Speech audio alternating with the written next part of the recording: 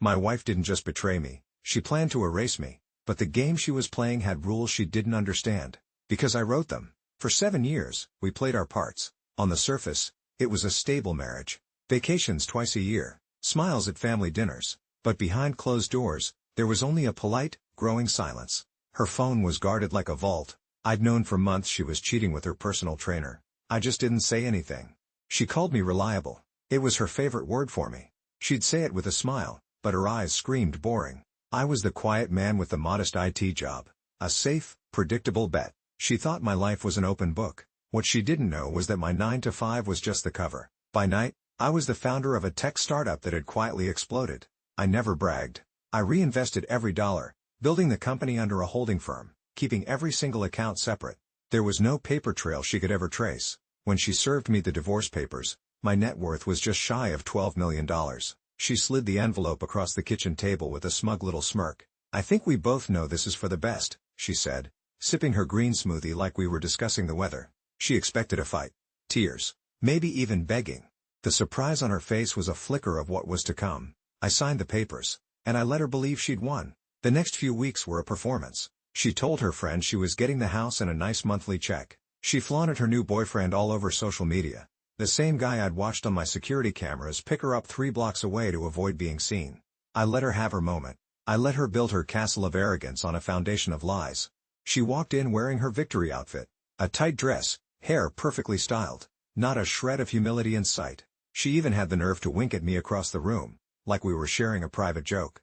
When the judge asked about financial disclosures, she straightened in her seat, a predator ready to pounce.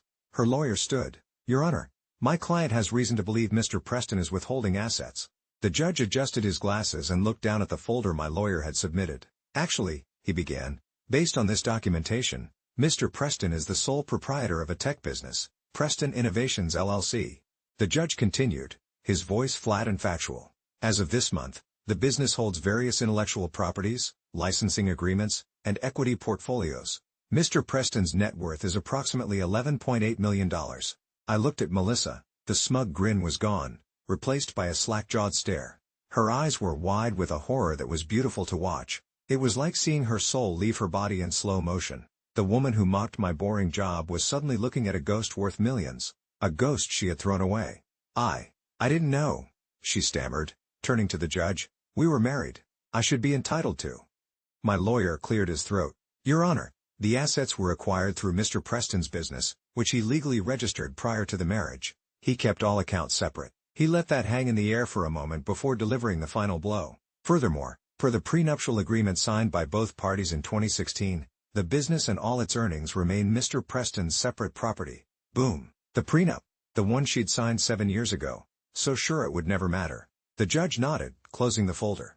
"There is no legal basis to award Mrs. Preston any share of the business assets." She turned to me, her eyes pleading now. "But we were together for 7 years. I finally looked at her. My voice was even, without a trace of emotion. "Yes," I said. "And for most of them, I was faithful. I was patient, and I was quietly building a life you never cared to notice." 10 minutes later, it was over. She walked out with her car, her personal belongings, and half of a checking account with just enough money to cover 2 months' rent. The house, which I owned before we met, stayed with me.